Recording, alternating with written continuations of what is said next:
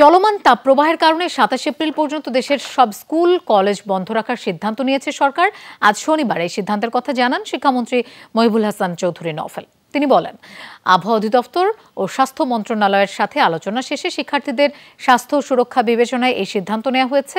তবে পরিস্থিতির পরিবর্তন বা উন্নতি হলে সিদ্ধান্ত পরিবর্তন হতে পারে। শিক্ষামন্ত্রী বলেন, নতুন সিদ্ধান্ত অনুযায়ী ২৮ এপ্রিল স্কুল কলেজ খুলবে।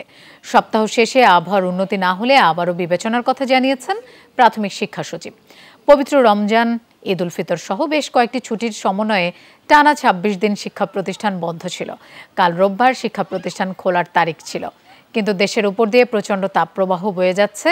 এ কারণে গতকাল শুক্রবার দেশজুড়ে ৩ দিনের জন্য সতর্কবার্তা বা হিট অ্যালার্টও জারি করে আবহাওয়া অধিদপ্তর। এই অবস্থায় শিক্ষা প্রতিষ্ঠানের ছুটি বাড়ানোর দাবি ছিল বিভিন্ন প্রতিষ্ঠান ও অভিভাবকদের।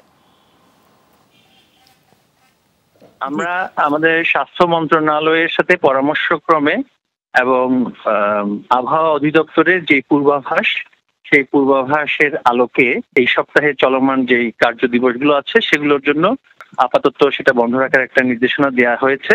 কিন্তু আমরা এখন সিদ্ধান্ত নিচ্ছি যে কালকে থেকে শনিবার পর্যন্ত ২৭ তারিখ পর্যন্ত আমাদের সরকারি প্রাইমারি স্কুল, শিশু কল্যাণ ট্রাস্ট, তারপর উপর লার্নিং সেন্টার সবগুলি আমরা বন্ধ রাখবো।